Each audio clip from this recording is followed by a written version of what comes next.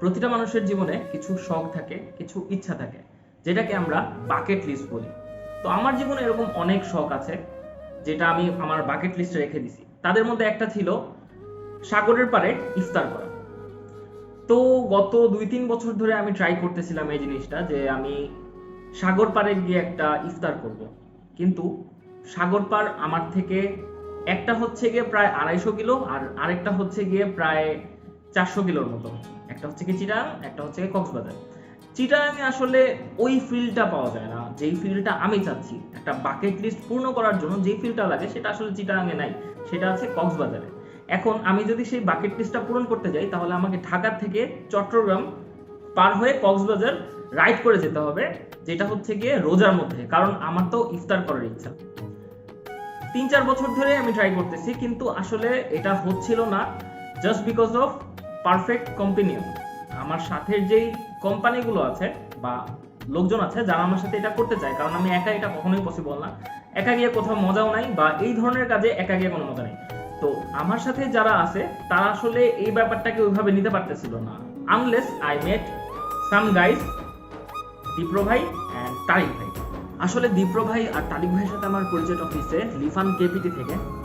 আমি লিফান কেপিটি যখন কিনি তখন আমাকে একটা গ্রুপ চ্যাটে জয়েন করানো হয়, যেখানে সব লিফান কেপিটি ইউজাররা ছিল।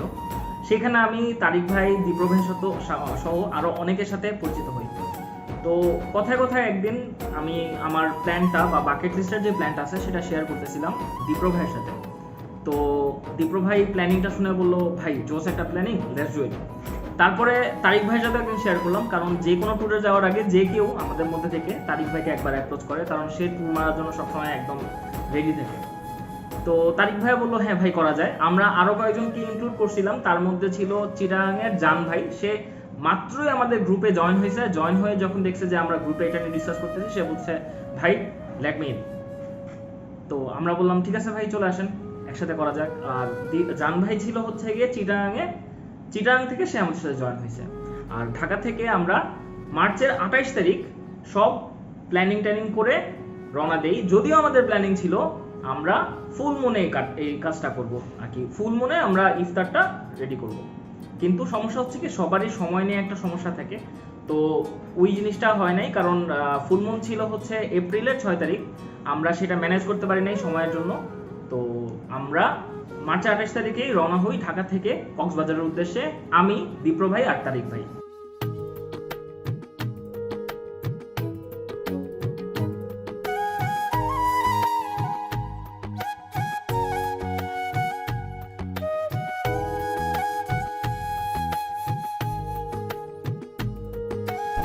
আমরা মাত্রই দাউদকান্দি পার হইলাম আর গুড়ি গুড়ি বৃষ্টি পড়া শুরু করছে।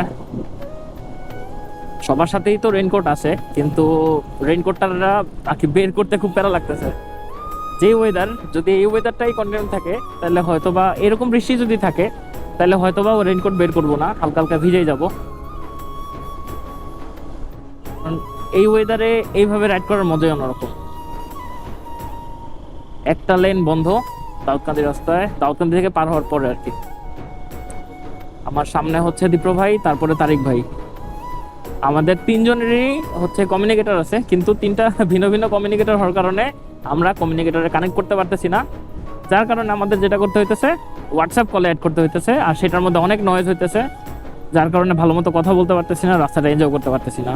আমার কাছে প্রত্যেকবার যখন ট্যুরে যাই তখন গান শোনার থেকে ট্যুরমেটদের সাথে কমিউনিকেশন করা বেটার লাগে আর কি। এতে হয় কি, গান শুনলে একটা সময় আপনি একঘেয়েমি হয়ে যাবেন, রাস্তাটা অনেক বড় মনে হবে। কিন্তু আপনি যদি আপনার ট্যুরমেটদের সাথে কথা বলতে থাকেন তাহলে কেমনে জানি রাস্তাটা পার হয়ে যায়। ধরেন আমি এখন প্রায় ধরতে গেলে, আমি একটু দেখি কত কিলো চালানো হয়েছে, 41, টোটাল 40 কিলোর মতো চালানো হয়েছে। কিন্তু এটা যে কোন ফাঁক দিয়ে চালাইছি আমার খেয়াল নাই, কারণ তখন আমরা কানেক্টেড ছিলাম।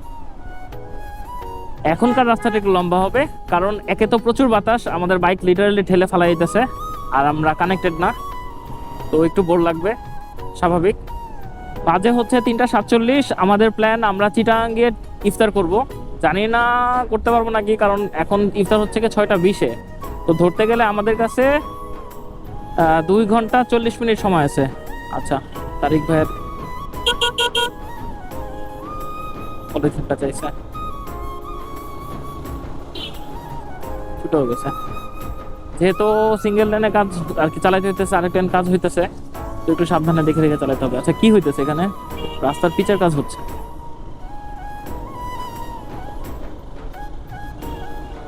তো আমরা ভাবছিলাম যখন বেরোবো তখন ওয়েদার ফরকাস্ট যখন দেখছি তখন দেখছিলাম যে একটা পূর্বাভাস আছে বৃষ্টির, কিন্তু এত সুন্দর একটা ওয়েদার পাবো এটা আসলে ভাবি নাই। এটা আসলে একটা গিফট আমাদের আল্লাহর পক্ষ থেকে আমাদের জন্য।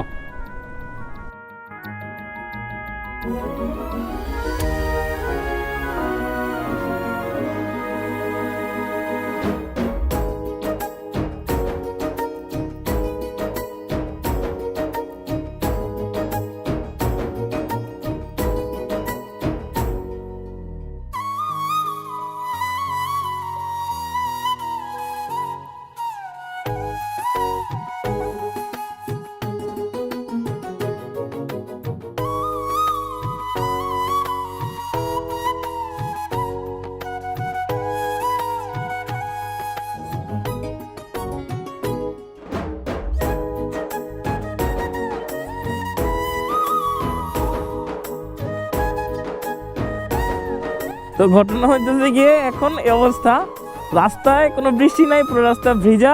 আর না আমাদের বাইকের একজনের অবস্থা, লুক এট হিম, কি অবস্থা। জি ভাইয়া, এগুলো ভাইয়া লিফান? হ্যাঁ, বাংলাদেশেই পাওয়া যায়। পুরো বাইকের বাজে অবস্থা, প্যান্ট ভিজে গেছে।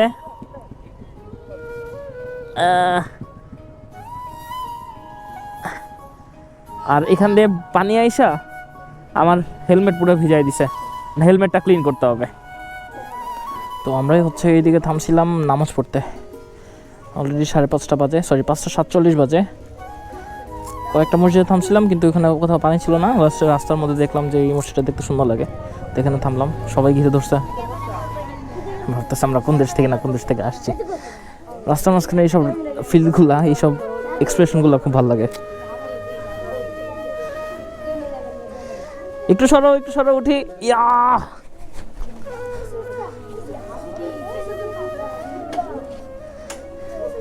সবাই খুব এক্সাইটেড, কারণ হয়তোবা তারা এরকম আর বাইক বা এরকম অ্যাপিয়ারেন্স দেখে নাই কোনোদিন।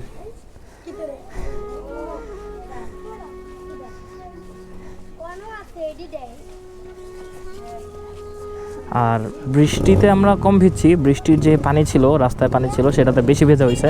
একদম পায়ের এখান থেকে শুরু করে সব কিছু ভিজা হয়েছে। আর আমার তো সামনে হচ্ছে মাঠঘাট নাই, তো এই দিক থেকে পানি এসে আমার পুরো ভিজাই দিছিল।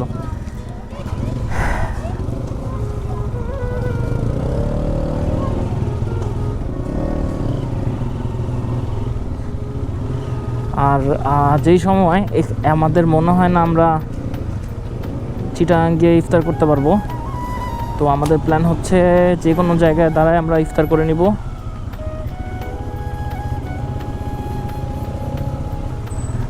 যেখানে সুবিধা হয় আমরা দাঁড়ায় ইফতার করব, তারপরে চিটাগাংয়ে যাব, চিটাগাং গিয়ে তারপর হয়তো ভালো মন্দ খাবো।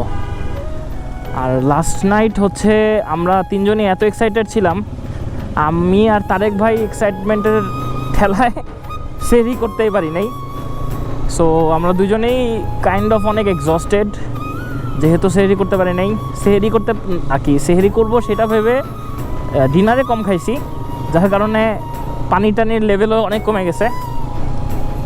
তো আমরা হচ্ছে গিয়ে রাস্তার থেকে পানি বা হালকা পাতলা কিছু খাবো, তারপরে হচ্ছে আমরা চিটাগাং গিয়ে ভালো মতো খাওয়া স্টার্ট করব। এখন হচ্ছে ম্যাপ দেখতে হবে যে আসলে কত কিলো চিটাগাং।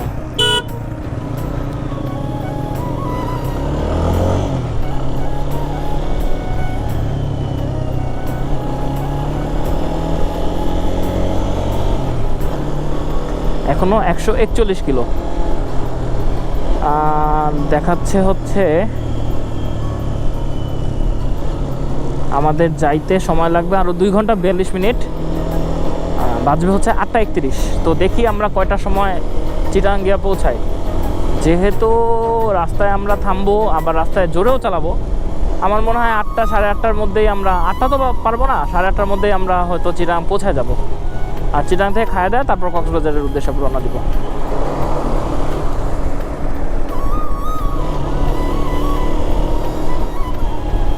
আমাদের তারিক ভাই স্যাডলিং করতেছে।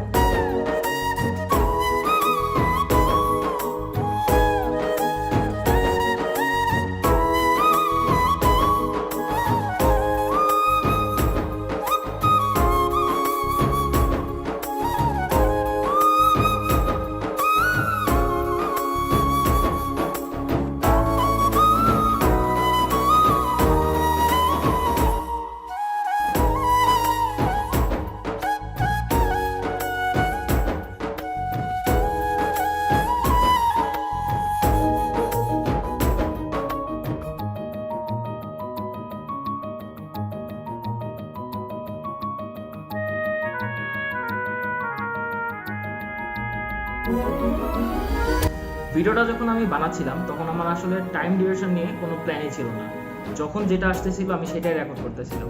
এভাবে রেকর্ড করতে করতে করতে করতে দেখলাম যে প্রথম ভিডিওটাই অনেক বড় হয়ে যাচ্ছে, প্রায় আপনারা যে ভিডিওটা দেখছেন এটা অলমোস্ট 10 মিনিটের মতো। তো আমি প্ল্যান করলাম যে এই ভিডিওটাকে আমি 3টা পার্টে আলাদা আলাদা করবো, যার কারণে আপনারা দেখেও মজা পাবেন, প্লাস আমার আলাদা আলাদা 3টা কন্টেন্ট হয়ে যাবে। তো এই ছিল ফার্স্ট পার্ট। সেকেন্ড পার্ট খুব তাড়াতাড়ি আমরা পাবলিশ করবো। ততদিন পর্যন্ত সবাই সেফ থাকার ট্রাই করবেন এবং হেলমেট করে বাইক চালাবেন। দেখা হচ্ছে নেক্সট পার্টে।